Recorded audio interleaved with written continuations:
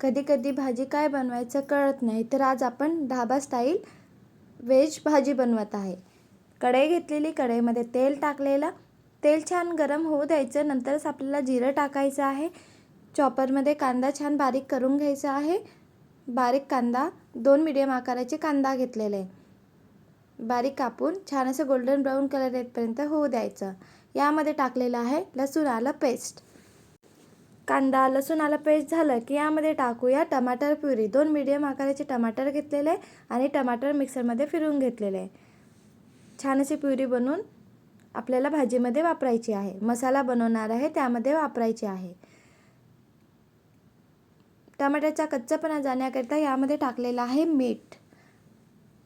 छान असं टमाटर होऊ देऊया. तेल सुटतपर्यंत टमाटर होऊ द्यायचं आहे. नंतर यामध्ये आपल्याला मसाले टाकायचे आहे.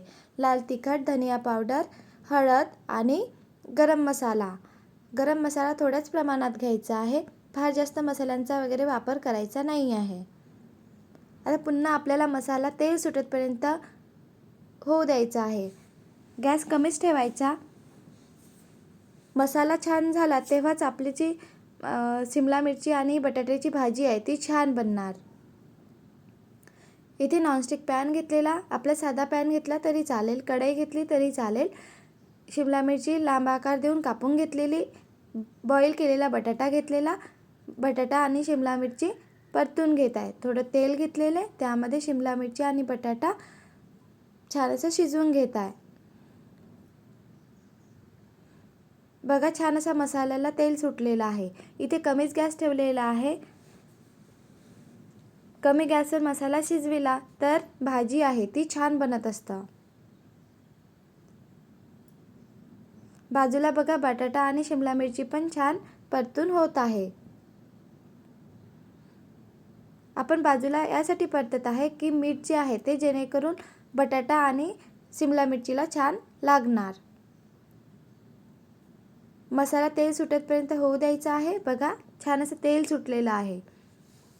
इथे ताजं दही घ्यायचं आहे. पोहा खाच्या चम्मचने 2 चम्मच आणि कमी गॅस ठेवायचा आहे आणि छान असं मिक्स करून घ्यायचं आहे जेणेकरून दही फुटायला नाही पाहिजे.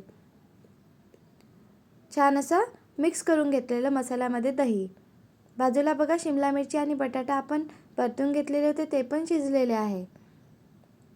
मसाला आहे बघा छान असं तेल सुटलेलं आहे. आता यामध्ये आपण बटाटा आणि शिमला मिरची टाकूया.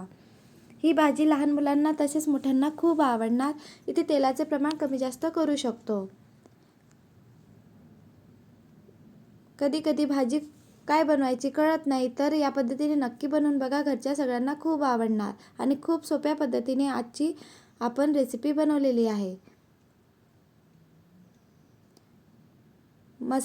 मसाला छान होऊ द्यायचा. छान तेल सुटतपर्यंत कमी गॅसवरच मसाला होऊ दिलेला. यामध्ये बटाटा आणि शिमला मिरची टाकलेली आहे आणि थोडंच पाणी टाकायचं आहे. ज्यांना रसा ग्रेव्ही जास्त प्रमाणात पाहिजे असेल तर पाण्याचं प्रमाण वाढविले तरी चालेल.